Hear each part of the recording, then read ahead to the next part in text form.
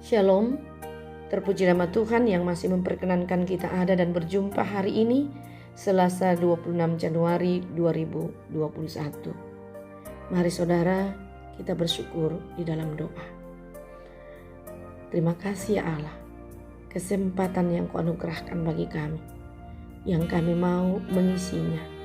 Dengan rasa syukur kami kepada Tuhan di dalam doa, dan menyatakan kerinduan kami untuk membaca dan merenungkan firman-Mu. Sambutlah hati kami Tuhan. Di dalam nama Yesus Kristus kami berdoa untuk itu. Amin. Saudara, firman Tuhan hari ini Kejadian pasal 46 ayat 1 sampai ayatnya yang ke-7. Berkata, Yakub pindah ke Mesir. Jadi berangkatlah Israel dengan segala miliknya dan ia tiba di Berseba. Lalu dipersembahkannya korban sembelihan kepada Allah Ishak ayahnya. Berfirmanlah Allah kepada Israel dalam penglihatan waktu malam. Yakub, Yakub, sahutnya, ya Tuhan. Lalu firman-Nya, Akulah Allah, Allah ayahmu. Janganlah takut pergi ke Mesir, sebab aku akan membuat engkau menjadi bangsa yang besar di sana. Aku sendiri akan menyertai engkau pergi ke Mesir, dan tentulah aku juga akan membawa engkau kembali, dan tangan Yusuflah yang akan mengatupkan kelopak matamu nanti. Lalu berangkatlah Yakub dari Berseba, dan anak-anak Israel membawa Yakub, ayah mereka, beserta anak-anak dan istri mereka, dan mereka menaiki kereta yang dikirim Firaun untuk menjemputnya. Mereka membawa juga ternaknya dan harta bendanya yang telah diperoleh mereka di tanah Kanaan. Lalu tibalah mereka di Mesir, yakni Yakub dan seluruh keturunannya bersama-sama dengan dia.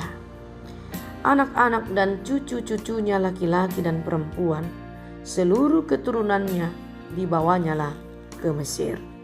Sampai demikian bahagian firman Tuhan yang diperkenankan bagi kita membaca, untuk kita renungkan hari ini dan kita pegang sebagai kekuatan hidup kita.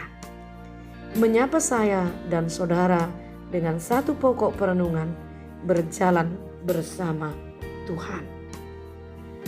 Saudara, berjalan teristimewa dalam perjalanan yang memakan waktu lama dan panjang. Dikaitkan dengan kemampuan manusia.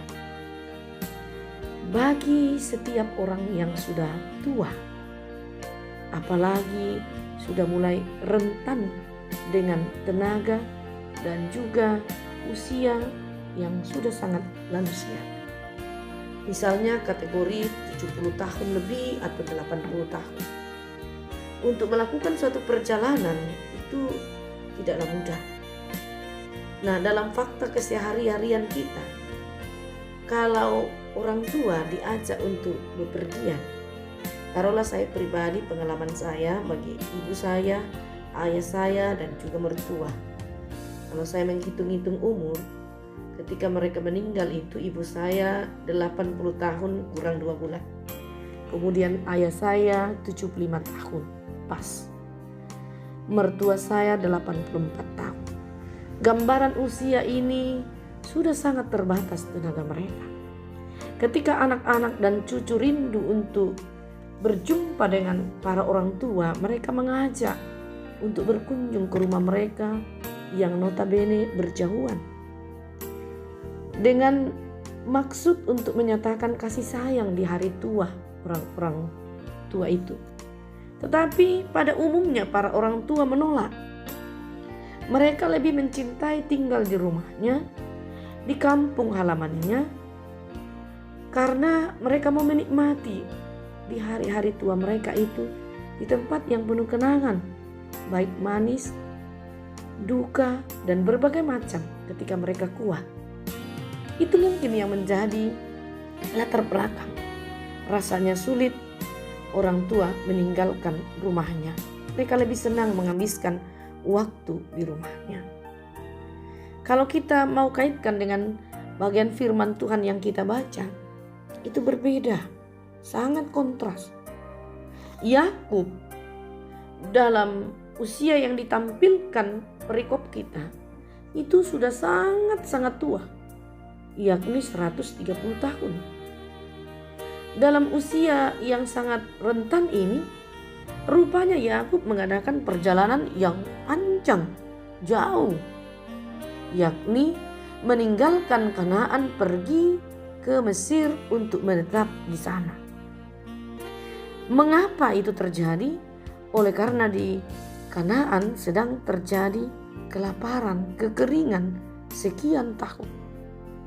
Sehingga Yakub dan keluarganya tidak mungkin bertahan hidup di situ. Juga hal yang lain yang sangat didambakan oleh Yakub adalah kerinduannya menjumpai anak yang selama ini dikasihi dan selama ini dipikirkan telah meninggal, yakni pengen bertemu dengan Yusuf. Karena saudara-saudara, Yusuf atau anak-anak Yakub ini telah mengadakan perjalanannya dahulu untuk mendapatkan makanan di Mesir, dan mereka berjumpa dengan Yusuf di sana. Lalu mereka menceritakan itu kepada ayahnya, karena Yusuf menitip pesan bahwa kamu harus ke sini lagi dan membawa ayah kita. Aku rindu untuk berjumpa. Nah, hal-hal inilah yang memotivasi Yakub untuk melakukan perjalanan panjang jauh ke Mesir dalam kondisi umur yang sudah sangat rentan. Membuat dia semangat. Terlebih saudara, ketika Tuhan meneguhkan keyakinan itu dan semangat itu, jaminan itu, Tuhan menjumpai Yakub di Betseba bahwa Aku, yaitu Allah, akan menyertai engkau Yakub sampai tiba di Mesir. Dan di sana aku akan membuat engkau menjadi bangsa yang besar. Dan aku juga yang akan mengembalikan engkau ke tanah Kanaan ini. Dan satu hal yang menarik, Tuhan katakan kepada Yakub bahwa anakmu lah Yusuf yang akan mengatup matamu nantinya. Luar biasa saudara. Sehingga Yakub begitu bersukacita dalam mengadakan perjalanan ini. Ia percaya bahwa Tuhan yang akan menjamin dia. Maka perasaan-perasaan wajar sebagai manusia itu hilang, yaitu cemas, takut, khawatir, pertanyaan-pertanyaan yang bisa muncul saja bagi manusia, yaitu dalam perjalanan panjang dengan usia seperti ini, maka bisa saja ia sakit di jalan, atau mungkin nanti meninggal di Mesir, atau mungkin meninggal di perjalanan, atau sia-sialah harapan itu. Semua hilang kekhawatiran-kekhawatiran itu karena keyakinannya dan harapannya di dalam Tuhan. Luar biasa saudara. Karena itu akan menjadi pelajaran bagi kita, menjadi perenungan dalam bagi kita, bahwa ketika kita sungguh yakin akan jaminan Tuhan, maka segala bentuk tantangan apapun tidak akan mampu membuat kita goyah, khawatir, cemas, dan ragu. Tapi kita akan selalu pasti, seperti yang dialami Yakub dalam perjalanan kehidupan kita sehari-hari. Godaan untuk khawatir, untuk gentar, untuk tidak optimis selalu ada. Misalnya saja sakit penyakit yang datang menyerang tubuh kita atau menyerang kehidupan keluarga kita. Seperti saat ini corona sedang ada di mana-mana, mengancam keamanan banyak orang, bahkan membuat banyak tangis terdengar, atau diberhentikan dari tempat pekerjaan, atau keluarga yang tidak harmonis, atau pertumbuhan ekonomi yang tidak sekali menopang kehidupan sehari-hari, atau di dalam usia lanjut ini kita ditinggal semua keluarga, sehingga tinggallah kita sendiri di dalam kesepian, di dalam ketidakmampuan. Hal-hal seperti ini menjadi realita yang membuat kita kadang-kadang terganggu dan tidak nyaman dalam kehidupan, bahkan sangat khawatir. Nah, bagi orang percaya yang sungguh-sungguh menaruh harapan kepada Tuhan melalui imannya, semua itu akan jauh.